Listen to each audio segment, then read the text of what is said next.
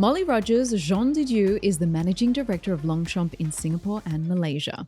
But working with the prestigious Parisian maison is just one of the many feathers in her fashionable cap. A mission closer to the heart is her advocacy for humanizing the workplace. As the founder of the non-profit Emotional Inclusion in the Workforce, she is all about inclusive leadership and creating emotionally safe spaces at work. An MD, an author, a podcaster, two-time TEDx speaker, and mother, Rogers Jean de Dieu is all about putting compassion in the corporate. I'm Yvette King, and this is Vogue Uncut.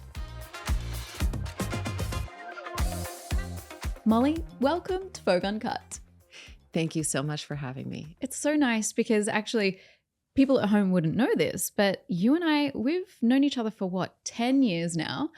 And well, first things first, happy anniversary. Oh, well, thank you. And if I reflect, I think it was when Longchamp brought Alexa Chung to town. Yes. Which was an incredible evening. And I really thought her and I would become best friends after that, but haven't heard from her since. That didn't happen. Oh, I'm so sorry. That was an epic evening, though. It really was. Yeah. But of course, you know, I was very starstruck by Alexa because she's one of my heroes. But I also remember being really enamored with you. Oh. I remember thinking, who is this boss lady who seems to be doing it all and who looks like a supermodel? Oh, keep on going. Flattery will get you everywhere. That's right.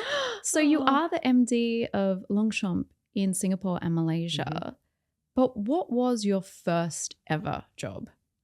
So funnily enough, I kickstarted with Longchamp over 20 years ago. And I graduated in a time of recession. And truth be told, I was a bit of a late bloomer. I didn't know what to study in college. And so I studied languages and I double majored in Spanish and Italian. Of course. And that hasn't gotten me too far, you know, after 18 years in Asia. But I remember, so I was in New York City, and I remember going through, you know, a newspaper because back then, you know, that's how you found jobs, or one of the ways you found jobs. And Longchamp was looking for someone to work in their Madison Avenue store. And I remember saying customer service, thinking, okay, I can do customer service. But it actually was a sales role. So I worked in the Madison Avenue store for a year. Wait, so this is retail? It was retail. So you started in the company on the shop floor? You got it. Yes. So I'm the, I guess, quintessential example of the person who's, you know, gone from the ground up and in terms of experience. And it was, I think I really, in retrospect, value that, that course I had, that trajectory. But I remember many a times being in store thinking, what am I doing here? I went to college. I have a double diploma. What am I doing on a shop floor? But again, it was a time of recession. It was really hard to find a job. And I eventually moved on to another company and was hired to oversee North America for a French fragrance house called Caron. And that was a huge leap for me. And I remember my boss at the time said, it's sink or swim. I won't be there to help you. And I remember arriving at the computer of my predecessor, who was a 40-year-old man. And I thought back then that was very old. But, I remember gazing at the computer screen and looking at files that said SKU. And I thought to myself, well, what's a SKU? Well, it's a reference number, Mollie. Recaps, what kind of recaps? And just, it was really a whole learning journey until I moved to Asia 18 years ago. So then you landed back in Longchamp in the corporate world. How did that happen? So I had that experience at Caron, and I worked there for almost 3 years in New York. And I was missioned to modernize the brand, make it more commercial, and doing really cool stuff with the brand. In terms of, again, zhuzhing it up a little bit. Love a good zhuzhing. Zhuzhing. And then it's very cliche, but I followed my boyfriend at the time. Oh. And I thought that he was the man I was going to marry. And he was in banking, and he was promoted to head this French bank. And to my parents', absolute dissatisfaction, I went. And he and I didn't last, but I But you and Longchamp did. I stayed in Asia, and but shortly then on after, I looked for a job, and it's interesting how the universe works. They were looking for a Asia Pacific wholesale director that was based out of Hong Kong and not based out of Paris, and through the grapevine, through people I know in common, my name was mentioned. And so they ran me through the mill. They didn't make it easy for me, but I got the position, and that's when the 18-year-long adventure started. Obviously, in that duration, you had climbed the corporate ladder, but in the same duration, obviously life had happened to you as well. You'd probably celebrated milestones, experienced loss, you gave birth to children, but always had to show up for work. At what point did you realize that emotional inclusion was essential in the workplace? Well, there were a few points, which I will delve into in a second, but I think it was a gradual approach. I think, again, in retrospect, after bathing for so long in the corporate realm, I realized how backwards, the workplace is, where we're asked to be robotic and where we deny the humanity of the individuals we employ. Again, there's no such thing as splitting our home selves from our work selves. It's such a false dichotomy. And we're just whole beings. So I remember, going through the loss of a child, and I'm so having sorry. to go. Well, it's life, right? We're all in the school of life, and we're all going through our ebbs and flows, but having to go back to work after a few days' time, and of course, who was I going to speak about what I had just gone through, and why would I even open up that discussion? It wouldn't have served me at that time. And so it was a moment of realization that, again, something is wrong. It didn't feel right, but I just went ahead with just going about my day and doing what I had to do, and then coming back home and literally collapsing, But I've heard so many stories of friends and colleagues going through really difficult times and having to do the same. And I always just thought, this has got to stop. Someone has to, be a voice of change. And what emotional inclusion is really, what it does is that it goes beyond traditional diversity, equity, inclusion, and belonging platforms now by really focusing on emotional and mental wellness in the workplace. So basically what it does is that it aims to shift workplace culture by proving basically that prioritizing the emotional wellness of our employees is not just the humane thing to do, but it's also a really smart business strategy. Because here's the thing, employees make up our business, our businesses. It's not the other way around. Here too, we have it completely backwards. That's very true. Yeah. And, one of my favorite business icons of all time, Sir Richard Branson once said, employees come first. If you take care of your employees, they will take care of your clients. And it has proven true time and time again. When you genuinely care for your employees and they feel that they are safe and heard, and that they're given a platform where they can bring their whole selves at work, they give it back to you 100 times fold. And you can see that You in know? his businesses. Yeah. They've been so successful, Yeah. and Yeah. multiple different types of businesses as well. Yeah. When you mentioned the loss of a child, would you say that that was the personal aha moment for you, or was it something else? No, it was a moment of realization, but I was still trying to wrap my head around, again, the miserable workplace ecosystem we have today.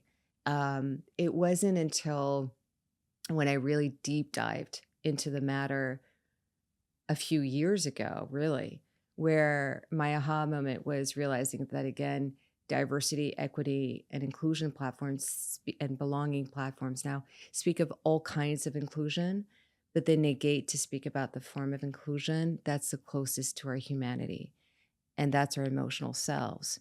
And here's the thing, science has it that we emote before we even reason. So it's not any sort of airy-fairy concept, it's science. And again, as I was saying earlier, I think we've evolved so little since the Industrial Revolution, where it was just productivity at all cost, and where emotions were shoved under the carpet because they equate to weakness and unprofessionalism.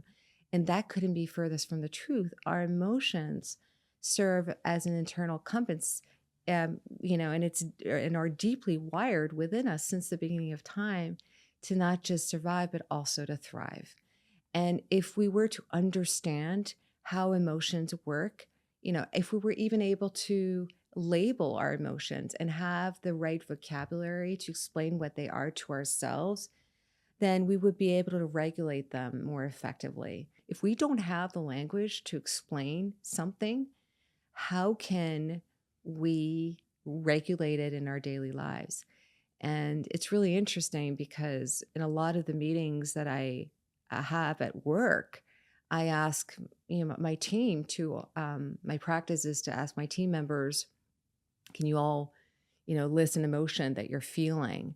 And here's the thing, they most of the time will give me a state of being, but they won't give me an emotion. So people don't know what emotions are. Yeah.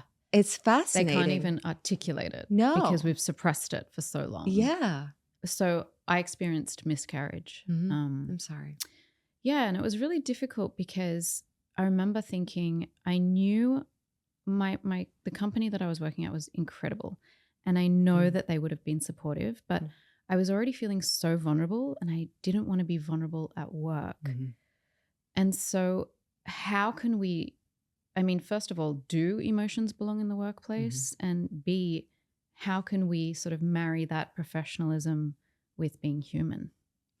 Yeah, it's such a good question. I think that, look, the pull is greater than us at this stage. The statistics are as overwhelming as they are alarming. Per the Business Solver Empathy 2024 report, 55% of CEOs globally have had a mental health condition within the past 12 months.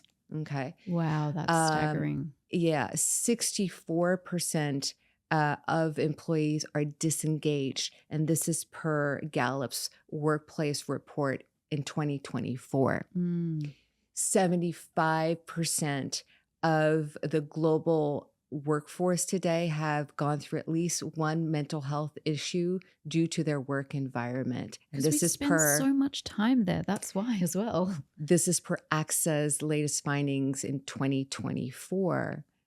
And finally, 48% of employees admit to have gone through burnout, within the past year. And this is per Deloitte's finding in 2024. So these are all really recent statistics. Now, we know the mind-body relationship. I think, again, failing to acknowledge it at this point is fallacy because it's all backed up by science, right? So our emotional and mental health have direct impacts on how we feel. someone who is clinically or subclinically depressed will not be able to concentrate as much as they would generally do. They will feel a sense of disconnect. And so their engagement will go down. So to your point, where do emotions fit in? They absolutely fit in the workplace. But as you said, it's how do we navigate being emotional and being professional? Yeah. And there's always a fine line. And I think that for so long, companies have refused to, and are still, many of them are still refusing to, look at that emotional wellness topic, because it's for them like opening up Pandora's box. It's like, the moment I allow my employees to be humans at work, we're going to wind up with more problems than anything else. When Feels actually, scary. again, it's scary Yeah. because actually it's the reverse, right? The more you, again, care for your employees and give them a safe space and allow them to be who they are with all the ebbs and flows that life throws our way, the more they give it back to the business 100 times forth, the more their ambassadorship rates go up, the more their engagement goes up, the less, again, absenteeism rates you see, AKA, which are, absenteeism, it, has to do with sick days. I call them burnout days because that's what they are. When people take sick days, it's because they're tired. Yep. They've been go, go, go for the most part. They've been go, go, go, go. They just need a minute. They need a beat, and it decreases your turnover rates. It spearheads richer recruitment. People all of a sudden want to work for a company that really embodies a healthy organization. And, the Gen Zers won't have it any other way. They will not work for a company that doesn't walk its talk. We need to marry the fact that we are humans at work with, again, newly found approach to productivity. So it's redefining what productivity looks like, right? So now with COVID, we have flexible, working conditions, flexible hours. We are, for the most part, when I say we, I mean corporations at large are more open to investing time and budget and energy and emotional health. But in many cases, it's really very superficial. It's like the 24/7 hotlines or the wellness apps, meditation apps, or the wellness days, or the ad Free hoc. pizza. Yeah, free pizza. Oh, the yoga Yeah. session, and you know what? They're all great, but I call them crutches. They're not going to create sustainable pillars within organizations that spearhead emotional wellness in a way that it becomes really a fundamental part of the workplace culture. What do we do then? I have definitely experienced some very difficult bosses, which I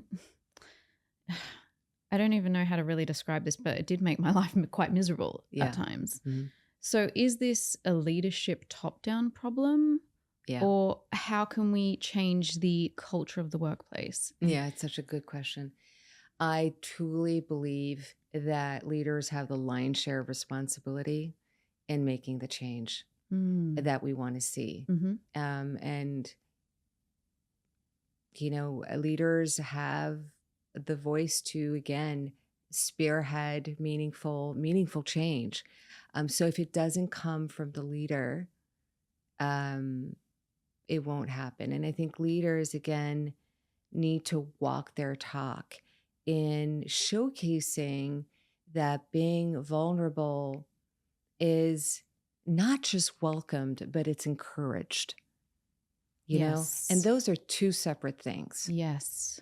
And I get goosebumps just saying it, because I think that this is still where we are having problems, is that we're not encouraging it enough. Mm, Most companies are welcoming it because they have to. yeah. It's a box tick, I guess. It's a box tick. Yeah. Exactly. But how many are actually encouraging it? And I think that that's really something that, I always say that the pole is greater than us. For those who choose not to, get ready to be left behind, because you will. Absolutely. And your employees will feel it, and they will not want to work for you anymore. No one is going to come knocking at your door saying that they want to work for you, because they know that the culture is not one that is healthy. Mm-hmm. How do we make the personal and the professional cohesive, though? Yeah, I think, again, it's all about being bold and being brave in terms of acknowledging the humanity in each other, and at the same token, doing what we are missioned to do, on a job front. You, being professional and being able to deliver great work um, comes with being able to be our true selves and fully heard, and um, and have days where we're not with it, and that's okay too. Yeah. I mean, my daughter was really sick last week. I mean, really sick. Oh. And I wasn't getting much sleep, and I had to do a business trip, and I'm in the midst of there are a few changes in the household and all of that, and I was a bit tired, and it's okay. Yeah. Maybe we just need a bit more grace in certain moments in the workplace. Yeah. Because life is happening, as you said. Yeah. And I love it. And also not to fall into the trap of false assumptions. Because here's the thing, no one knows enough about the other person until they ask, and truth be told, until they get an honest answer. I don't know. So the onus is on both sides, really, with the honesty piece. Yeah. It's like, for example, I, even as the managing director, I was leaving a little bit earlier to be with my daughter last week. So no questions were asked, but people could have, assumed in their mind, she's leaving early, she's cocktail hour. Off she goes. Yeah, off she goes. But not at all. So I think, again, false assumptions about people are very, very dangerous. And yeah, I always reiterate the fact that we don't know enough about the other until we ask and until we get an honest answer, and really to look at our colleagues and anyone else, for that matter, anyone we interact with through that lens. People are very, very good at covering things up. We wear our masks of invulnerability so well. Oh, yeah. I think we could all win Oscars at this stage, from faking it, and, there was this research finding by Gallup in 2022 that found that 81,396 hours is how long the average person spends working throughout their lifetime. Wow. And I write about it in my book, basically making sleep the one thing we do more than work, right? So if we're going to spend that much time in the workplace, might as well make it purposeful, might as well make it be an ecosystem where humanity is front and forward, where we acknowledge that we are humans at work first, and that productivity derives from that. I love that. In terms of, we hear a lot about emotional intelligence.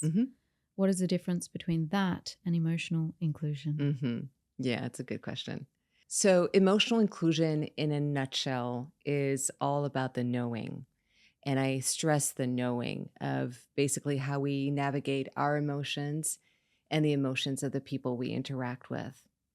Whereas emotional inclusion is really all about the doing. Inclusion is a verb, and being emotionally inclusive of each other's emotional realm is really something that we need to do.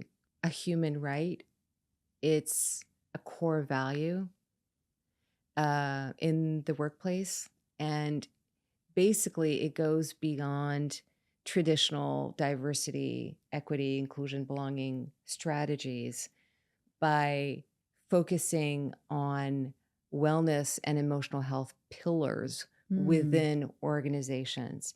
So, what emotional inclusion aims to do is shift workplace culture by proving again that being emotionally inclusive is not just the humane thing to do, but it also winds up being a very smart business strategy because it goes back to what we were saying.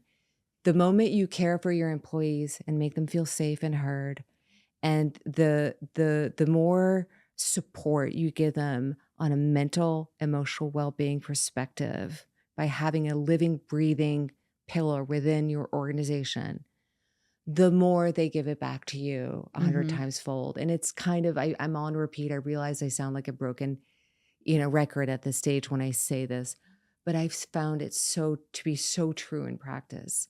I really have been. And it makes so much sense, honestly. Yeah. To think about it that way. Yeah. But speaking of doing, you've been doing a lot of doing, writing your book. Yeah. It was published last year. Tell us about the writing process. And I imagine it being akin to giving birth to another child. Oh my goodness, it was. And actually, I was just talking with my publisher and just the other day, and she said, "Right, Molly, when's your second book?" And I'm like, "Well, we're going to put I'm that." still postpartum. Yeah, that's it. Exactly. That's exactly right. It's such a labor of love. So I literally, for about a year's time, would go to bed at 9 p.m. and wake up at 2 a.m. No. To write it. Yeah, because when else, right? So when this is how she's doing it all. Well, no sleep. Yeah, well, I don't advocate it. And my sleep circadian rhythm was off for months. No, truly. So it wasn't fun, but I got into the process of it. But what really kept me going was the stories that were in the book about people who've gone through hardship and who could have benefited from a more emotionally inclusive ecosystem. Actually, you're in the book. Yes, I did. And I was happy to be at the launch as well. That was lovely. You've been such a wonderful supporter of the cause since the beginning. And I was just, thank you for having me be part of it, Your story, resonated. And I just, but all of your stories of people I know, people whom I don't know, who've wanted to collaborate in this book and who share their stories, I couldn't help but feel that this book really needed to see the time of day because it's a book for all of us. That we need a certain measure of a roadmap, if you will. We need to, because we're bombarded with statistics and problematics in the workplace in and around emotional wellness and mental health and employee disengagement, et cetera, et cetera. And so I was fueled by that. So that's what kept me going. But yeah, no, it was a tiring process. But I believe with everything that I do, so, this morning was the Vogue talk and we're doing a podcast now. Tonight I have a talk. I find so much energy in doing, in talking about emotional inclusion because I know how direly needed it is. And when I have people like Amy Edmondson, and truth be told, I'm still pinching myself, who's a Yes. global authority. I know. And her concept of psychological safety at work is Yeah, just so bang on, isn't it? yeah, yeah, it's bang on. And psychological safety, which is, the concept revolves around being able to safely, you know, be and speak up, and in the workplace, and which is obviously so key still. And but having Amy just endorse my work, and having her acknowledge the fact that both psychological safety and emotional inclusion are needed to create a healthy organization. So emotional inclusion focuses more on wellness, whereas an emotional mental wellness, whereas psychological safety really focuses on that feeling of thereby, feeling safe to speak up, to express so the yourself. two are complementary. So when I have people coming up, or meeting Deepak Chopra, and having him just praise my work, and it's really reassuring sometimes, because birthing anything new to the world is always a bit scary, and you're faced with a lot of pushback. Do you still get imposter syndrome? Sometimes, yeah. Yeah, I think we all do. Yeah. I think people who say that they don't Liars. are liars. Yeah, I think we all do. Or we all have at least moments of weakness, where we feel, am I good enough? Yes. Or am I smart enough? Yes. Or who am I to take a stand on XYZ matter? So yeah, I guess that's a bit of imposter syndrome. I think it's healthy in a way to keep that going, because not in a way that is where you're beating yourself down, but in a way in which you are continuously pushing yourself forward to learn and to better yourself. Yeah. And then in terms of the book, how was that received by those closest to you? Well, of course, it was, to those closest to me, it was well received. It was, I know that my mother was slightly nervous about how, how I would actually birth a book. But she came around. No, everyone was amazingly supportive, really. What about your colleagues?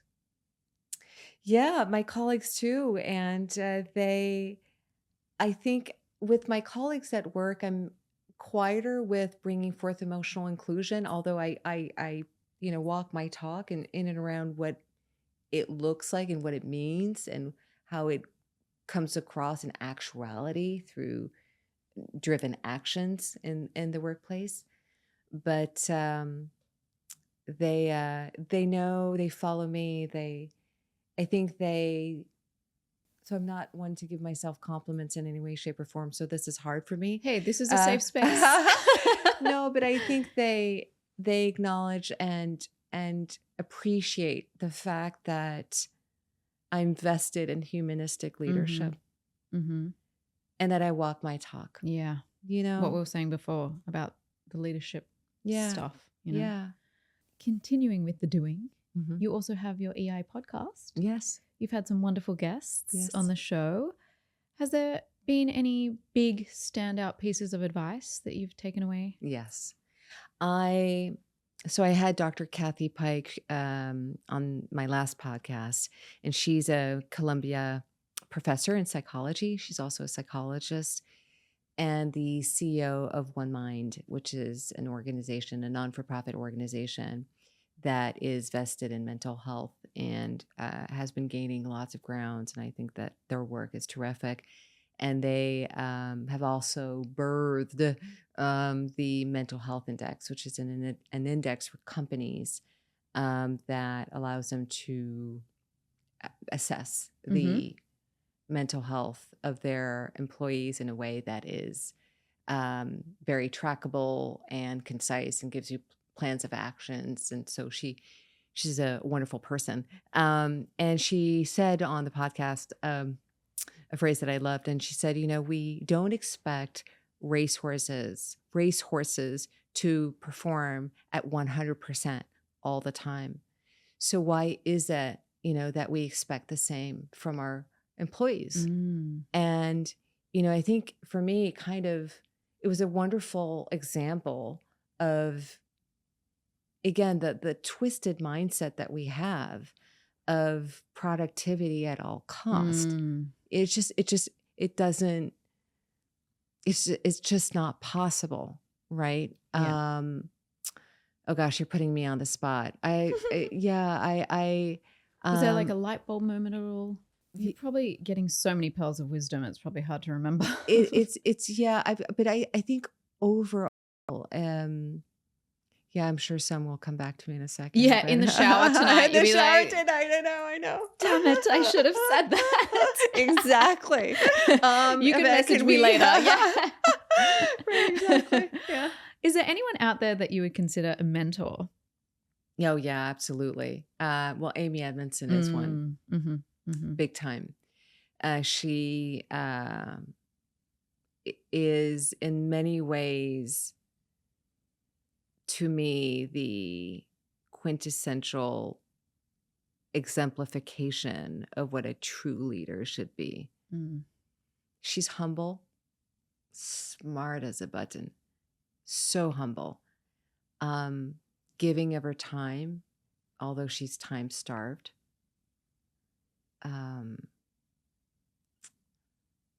Compassionate and empathetic. I'll give you a little background story on it as to why I'm saying this. And my mind is going back to this moment. So she wrote the foreword to my book, and I was supposed to send her my script for her to write the foreword and talk about, imposter syndrome. I just was sitting on my manuscript, or sat on my manuscript for about 3 weeks. And my publishing company was saying, Mollie, we need this forward. We need this forward. And I'm like, And I wouldn't send her my script because I was so afraid of what she would say or think. Because she's a Novartis Harvard professor in business and leadership management. She's written 8 books. She has God knows how many case studies to her name. Hundreds of them. It's intimidating, isn't it? When someone's so accomplished. Yeah, and someone who was on my podcast as well, so whom I knew. But and when I finally sent it to her in my email, I wrote, Amy, I've been sort of sitting on my manuscript for weeks because truth be told, I've been afraid of sending it to you. And so I chose to be vulnerable. I chose to tell her how I really felt. And she responded immediately, said, don't you ever, in capital letters, be afraid of sharing your beautiful body of work to me, and something along those lines. And it was just this one sentence, and I just cried. Like I literally broke down in tears. In relief or in relief, happiness? Yeah, in relief. And in psychological safety. And in true, I was so touched, And for me,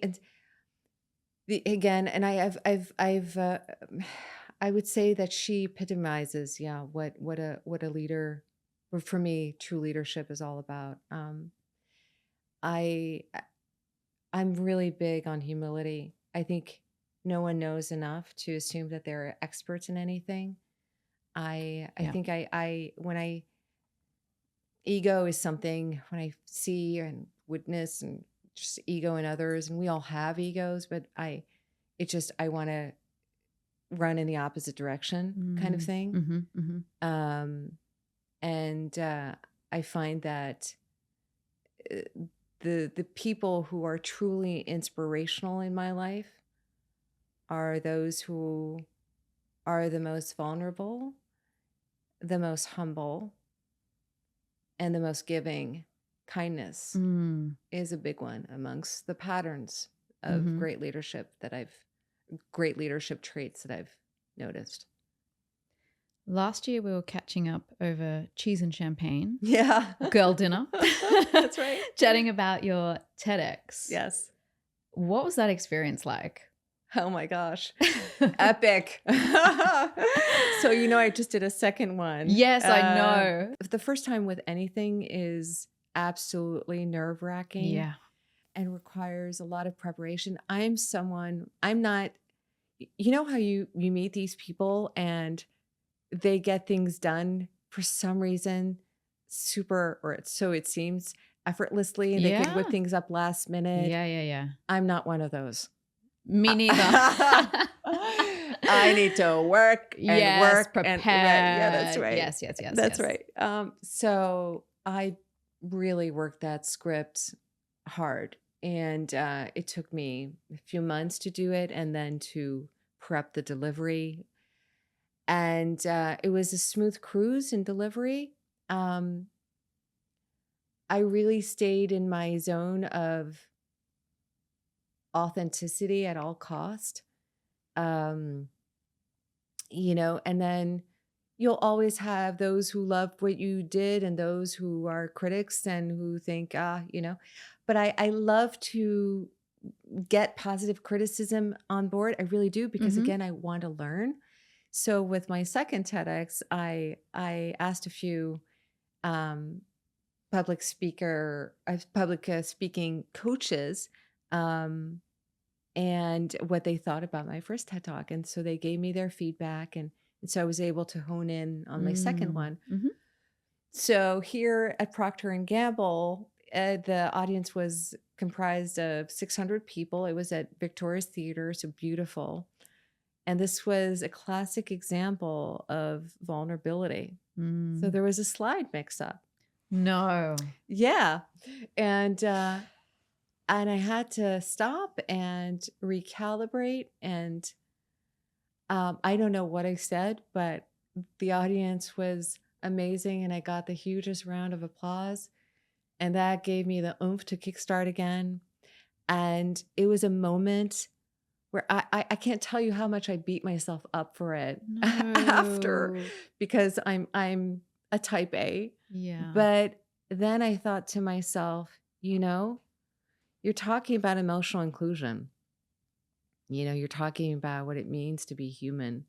Well, this was a moment of vulnerability and humanity up on stage. And that's okay. It's really okay. Yeah, it's true. Yeah. We'll all be okay. Yeah, we'll all be okay. That's right. So I'm going to jump down to the Vogue Uncut quickfire questions. Yeah. As the name would suggest. Yes. Quick A's. No, quick Q's, quick A's. Yeah. Okay. What do you do as soon as you wake up?